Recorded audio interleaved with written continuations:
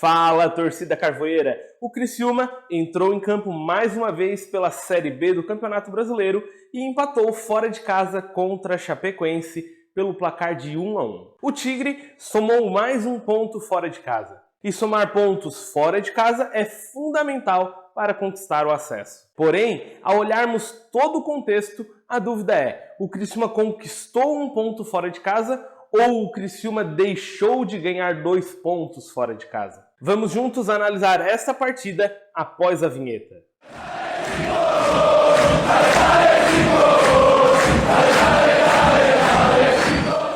Fala, torcida carvoeira! Antes de falarmos do jogo contra a Chapecoense, se inscreve no nosso canal, deixe o seu like, ative as notificações para você não perder nenhum conteúdo nosso e também nos siga no Instagram, gigante.carvoeiro. E como você já sabe, o Anselmo Lanches é o nosso novo parceiro. E você, já conhece os novos lanches Anselmo 180?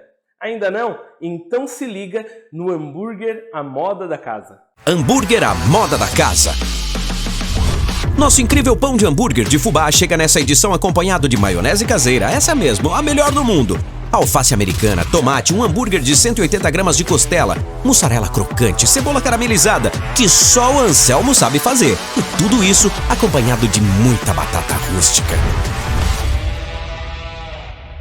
E aí, bateu aquela fome? Então vai lá no Anselmo, ou se preferir, pode pedir em casa também e experimente, porque realmente é uma delícia. O Criciúma entrou em campo mais uma vez pela Série B do Campeonato Brasileiro, onde visitou a Chapecoense na Arena Condá e empatou pelo placar de 1-1. As duas equipes entraram em campo com objetivos completamente diferentes. O Criciúma precisando vencer para voltar ao G4 e a Chapecoense precisando vencer para sair do Z4. Como já era esperado pelo fato de se tratar de um clássico, o jogo foi muito pegado, muito equilibrado. O Criciúma foi melhor na primeira etapa, tanto que foi para o intervalo com vantagem no placar. No segundo tempo, o técnico Gilmar Dalpozo fez algumas trocas e melhorou a equipe da Chapecoense, que empatou a partida. Final de jogo, 1 para a Chapecoense, 1 também para o Criciúma. Na minha opinião, pelo que as equipes produziram ao longo do jogo, o resultado foi justo. O primeiro gol da partida foi marcado pelo Criciúma. Aos 31 minutos da primeira etapa, depois de uma bela jogada trabalhada, Felipe Mateus encontra Thiago Marques livre dentro da área. O atacante domina e finaliza no canto esquerdo do goleiro João Paulo para abrir o placar na Arena Condá. O empate veio na segunda etapa. Aos 14 minutos, o Tigre perde a bola no campo do adversário e Maxwell avança em contra-ataque e cruza para Neto na segunda trave, totalmente livre de marcação, e empatar a partida.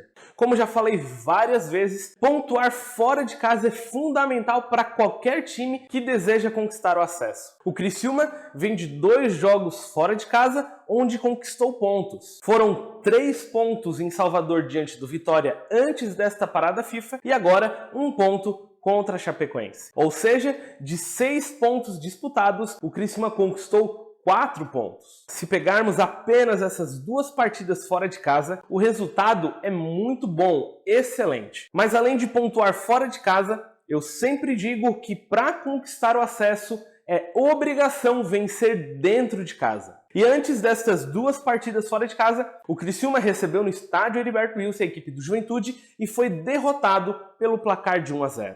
Então, analisando não somente essas 2 partidas fora de casa, mas os últimos resultados do Tigre e a Série B como um todo, na minha opinião, o Criciúma deixou de ganhar 2 pontos em Chapecó. E também, o Criciúma não só deixou de entrar no G4 da competição, como caiu para a 6ª posição, já que o Mirassol venceu o ABC nesta rodada. É verdade que essas 2 semanas de pausa não foram as melhores para o Criciúma. Todos esperavam que nessas 2 semanas de pausa os jogadores que estavam lesionados se recuperassem. Porém, não foi isso que aconteceu. E para piorar, o Criciúma ainda perdeu 2 jogadores. O goleiro Gustavo sofreu uma entorse no joelho ao longo da semana e o atacante Éder apresentou dores lombares. Então, além dos jogadores que não se recuperaram, o Criciúma ainda teve mais 2 desfalques para a partida contra a Chapecoense. Mas eu gostaria de pontuar algumas coisas sobre a partida. Quando eu vi a escalação do Criciúma, eu gostei do time que o Tencate colocaria em campo. Confesso que com um pé atrás por conta do Thiago Marques no ataque, mas também não questionei porque as opções eram Thiago Marques, Lohan ou Eduardo Melo.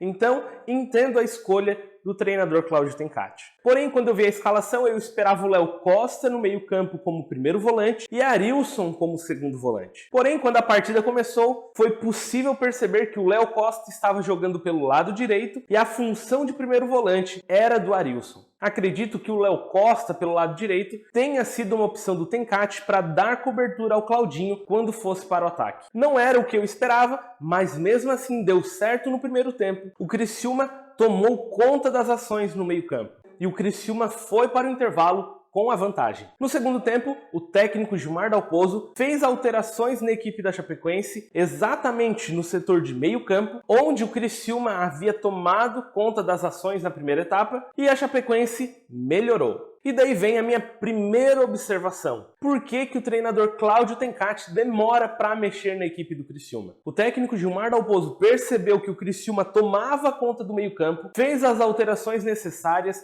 e melhorou a equipe da Chapecoense. Por que o Tencate não mexeu no time do Criciúma? Alguns jogadores do Tigre, como Ítalo Melo, Arilson, Fabinho, não estavam fazendo uma boa partida. Por que o Tencate não mexeu no time do Criciúma? A Chapecoense empatou a partida aos 14 minutos do segundo tempo e o Tencate foi mexer na equipe pela primeira vez 10 minutos depois. Por que o Tencate demora para mexer na equipe do Criciúma? Outra observação é no lance do gol. Eu ouvi muita gente reclamando do Claudinho, do Léo Costa, pois o gol saiu justamente no lado direito da equipe do Criciúma. Como já havia falado, o Léo Costa estava jogando no meio-campo pelo lado direito para dar cobertura ao Claudinho e o gol saiu justamente pelo lado direito. O volante Neto da Chapecoense inicia o contra-ataque e ele parte do meio-campo até a grande área do Criciúma pela direita, sozinho, livre de marcação. Beleza, eu entendo que a marcação naquele setor era responsabilidade do Léo Costa